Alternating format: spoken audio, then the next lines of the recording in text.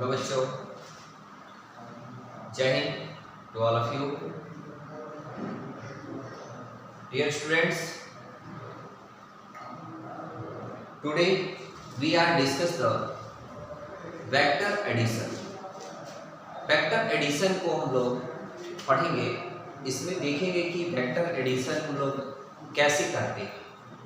ठीक है, नॉर्मल तरीके से एडिशन नहीं होता है। वेक्टर क्वांटिटीज के लिए क्या होता है, वेक्टर अलजेब्रा को हमें फॉलो करना है। वेक्टर अलजेब्रा को हम फॉलो करेंगे तभी बेटा हम क्या कर सकते हैं, उसको ऐड कर सकते हैं, अदरवाइज हम उसको ऐड नहीं कर सकते। ठीक है, ये हमारा थर्ड वीडियो है।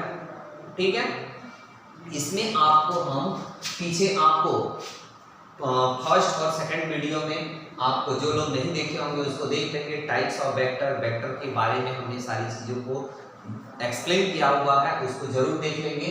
और आज हम लोग स्टार्ट करते हैं लॉ ऑफ वेक्टर एडिशन। हम लोग वेक्टर एडिशन के लॉ को स्टार्ट करते हैं। उसमें सबसे पहले जो हमारा पॉइंट्स है बेटा, वो क्या चीज़ है, triangle law of addition of two vectors. मतलब ट्रायंगल्स के लॉ को फॉलो करके हमें दो वेक्टर्स के एडिशन को क्या करना है, बताना है। वो क्या चीज होता है बेटा, इस बात को समझते हैं हम लोग। ठीक है, इफ टू वेक्टर्स, देखो इसमें कहा जाता है कि अगर दो वेक्टर्स आपको दिए गए हो और दो वेक्टर्स एनी ट्रायंगल्स के दो साइड्स को रिप्रेजेंट करते हैं। कौन से साइड को बच्चा, इन द सेम ऑर्डर, एक ही डायरेक्शन में चलने वाली दो साइड्स को अगर रिप्रेजेंट करता है तो जो उसका थर्ड साइड होता है वो रिजल्टेंट वेक्टर्स को रिप्रेजेंट करता है, जो अपोजिट डायरेक्शन में होता है। किसमें होता है बेटा, अपोजिट डायरेक्शन में होता है। इस बात को हम लोग यहाँ पे समझेंगे। देखिए क्या होता है कि if to non-zeros vectors are represented by two side, देखिए यहाँ पे हमने लिखा है are represented by two side of triangle taking in same order। Same order का मतलब होना चाहिए भाई एक ही दिशा से चलना चाहिए। जैसे ये चल रहा है, इधर चल रहा है, इस तरह चल रहा है, ऐसे चल रहा है, तो सेम ऑर्डर में क्या होना चाहिए, वेक्टर को चलना चाहिए। ठीक है, same order, then the resultant is given, ठीक है, given of triangle in opposite order। triangle in opposite order मतलब कि आप इस तरह से चले तो ये जो ऑर्डर है बेटा, ये अपोजिट ऑर्डर है। तो ये जो अपोजिट ऑर्डर है तो वो किसको बताता है, रिजल्टेंट वेक्टर को। ध्यान से देखना कि ये दो वेक्टर्स है A and B, vector A and vector B, ये दोनों सेम ऑर्डर में है बेटा। और सेम ऑर्डर के साथ फिर ये देखिए आपका अपोजिट ऑर्डर में है कौन, रिजल्टेंट वेक्टर आर, जो क्या कर रहा है, बता रहा है कि अपोजिट ऑर्डर। अब इस जो रिजल्टेंट वेक्टर है, इस रिजल्टेंट वेक्टर का हम लोग डायरेक्शन, मैग्नीट्यूड कैसे फाइंड आउट करेंगे, इसके लिए बहुत ध्यान से आपको समझना है। क्या चीज भाई, यहाँ पे हमने लेट कर दिया कि let two vectors A and B represent the two sides of triangle and R represent the resultant vector. ये देखिए डायग्राम हो गया हमारा, ये पॉइंट ओ हो गया बेटा। यहाँ पे ओ ए, ये देखिए वेक्टर ओ ए रिप्रेजेंट कर रहा है किसको बेटा, वेक्टर ए को। ओ बी रिप्रेजेंट कर रहा है वेक्टर आर को, and B A B represent कर रहा है वेक्टर बी को। और इन दोनों के बीच का जो एंगल है बेटा, उसको कौन है, थीटा है। एंगल बिटवीन टू वेक्टर्स वो कौन है, थीटा है। ध्यान दीजिएगा इस तरह से। तो ये जो एंगल है बेटा, ये इधर, ये जो एंगल है वो थीटा है आपका। ठीक है, अब इसमें ए बी हो गया, बी सी हो गया, और ये रिजल्टेंट वेक्टर आर हो गया, ये फिगर में हो गया। अब ध्यान से समझना कि हमने क्या किया, यहाँ पे ओ ए लाइन को ना, ये जो ओ ए लाइन है इसको एक्सटेंड कर दिया, बढ़ा दिया कहां तक बेटा, एन तक, and draw the perpendicular on point N by the vertex of B, vertex of B, B के वर्टेक्स से हमने क्या कर दिया, यहाँ पे एक परपेंडिकुलर ड्रॉ कर दिया। तो ये जो ट्रायंगल बन गया वो क्या बन गया, ओ बी एन, और ठीक है ओ बी एन ट्रायंगल बन गया। तो इसमें ध्यान से देखिए एक छोटा ट्रायंगल भी है ए बी एन, क्या है बेटा, एक छोटा ट्रायंगल क्या है हमारे पास, ए बी एन। ये इसको इमेजिनरी बना देते हैं क्योंकि इसको हमने अपने मन से बढ़ाया, ध्यान दीजिएगा। तब यहाँ पे इन ट्रायंगल, ध्यान से छोटे वाले ट्रायंगल को देखिएगा, ट्रायंगल यहाँ पे क्या ले रहे हैं भाई, देखिए ये ट्रायंगल हम लोग यहाँ पे ले रहे हैं ये वाला, ठीक है, ये है ओ एन बी, ठीक है, सॉरी ए एन बी मिलिए, उसके अंदर cos थीटा, तो ये भाई एंगल थीटा है। अब cos थीटा इक्वल टू बेटा होता है, हम लोग पढ़े हैं कि बेस अपॉन हाइपोटेनियस, क्या होता है बेटा, बेस अपॉन हाइपोटेनियस होता है, यानी यहाँ पे क्या मिलेगा बेटा, बेस अपॉन हाइपोटेनियस देखेंगे तो यहाँ पे हाइपोटेनियस का काम कौन करेगा, ए बी, ठीक है, यहाँ पे हो गया ए बी बराबर। तो बेस हमारा हो गया ए बी और हाइपोटेनियस का काम कौन कर रहा है, ए बी। तो यहाँ पे cos थीटा इक्वल टू इतना, या ए एन इक्वल टू हो गया बी cos थीटा, यहाँ पे ए बी cos थीटा, या ए बी इक्वल टू बेटा देखो आपको बता चुके हैं, ए बी इक्वल टू क्या होता है बेटा, बी है, तो इसको हमने लिख दिया बी cos थीटा, ये एक पॉइंट मिल गया। दूसरा इसी ट्रायंगल में हमने लिया साइन थीटा, तो साइन थीटा इक्वल टू बेटा होता है परपेंडिकुलर अपॉन बेस, तो परपेंडिकुलर अपॉन बेस में हमारा, sorry perpendicular upon hypotenuse not base, perpendicular upon hypotenuse, तो वो हो गया हमारा क्या चीज भाई, ए बी, और ए बी इक्वल टू क्या है भाई, बी, तो हमको बी एन इक्वल टू मिल गया बी एन साइन थीटा, क्या मिल गया बेटा, B N sine theta.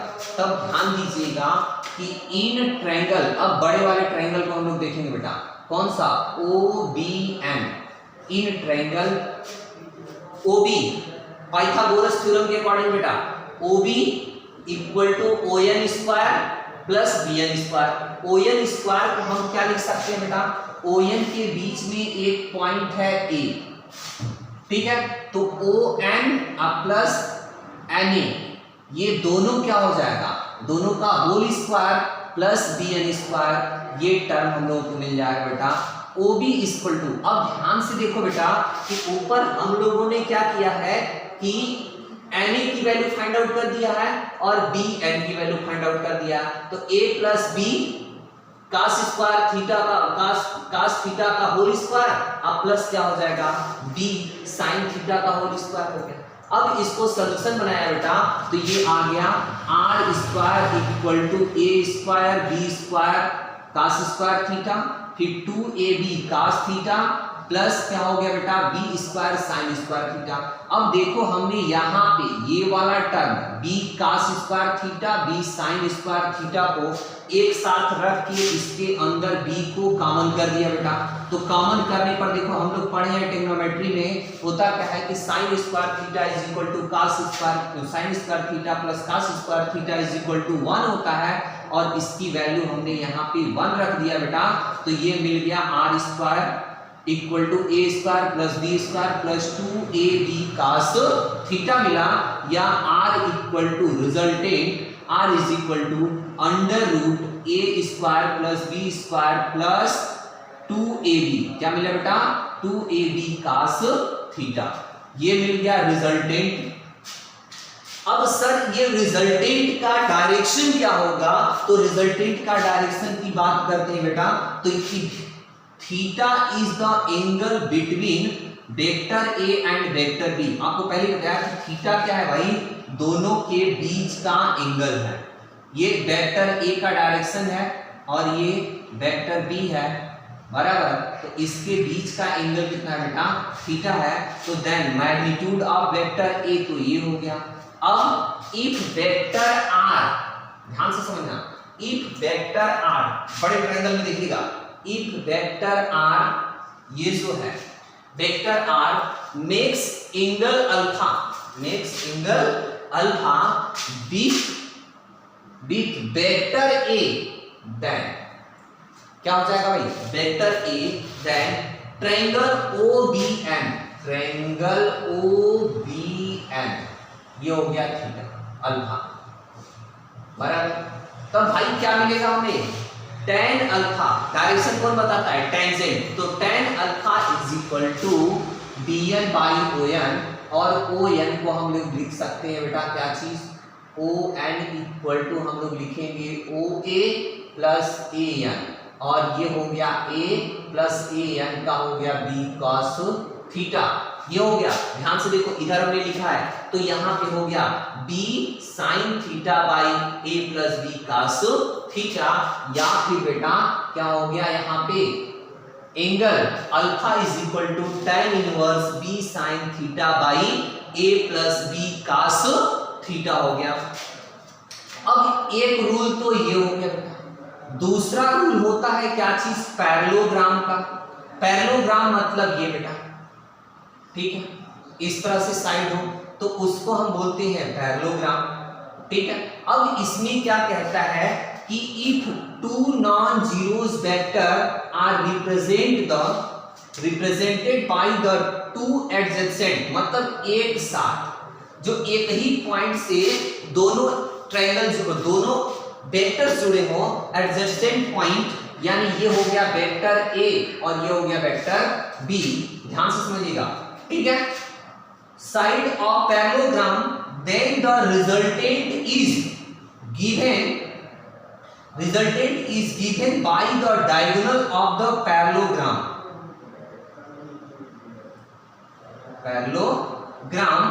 passing the point of the intersection of two vectors, passing the intersection of two vectors. ये देखिए इंटरसेक्शन, इसके अंदर ये वेक्टर ए है, वेक्टर बी है, और ये इसका बेटा डायगोनल है। ये क्या है, इसका डायगोनल है, जो बता रहा है किसको, रिजल्टेंट वेक्टर को, यानी vector R equal to vector B plus vector A. अब ध्यान से बात को समझना बेटा कि ओ ए, ध्यान समझिएगा, ओ ए लाइन को हम क्या कर दें, एन तक एक्सटेंड करें और सी से हम इसके ऊपर परपेंडिकुलर ड्रॉ कर दें, तो ध्यान से देखिएगा कि क्या यह एक ट्रायंगल का फॉर्म बन रहा है। ध्यान से देखिए ओ सी एन, यह एक ट्रायंगल का फॉर्म बन रहा है। और हम लोग एक प्रॉपर्टीज भी जानते हैं बेटा कि डायगोनल ऑफ, ठीक है, diagonal of parallelogram bisector the two equilateral triangle, two equal triangle. क्या होता है कि जो डायगोनल होता है पैरेललोग्राम का, वो किसी भी पैरेललोग्राम को दो इक्वल ट्रायंगल के अंदर क्या कर देता है, पार्टिसिपेट करता है, ठीक है, बांट देता है।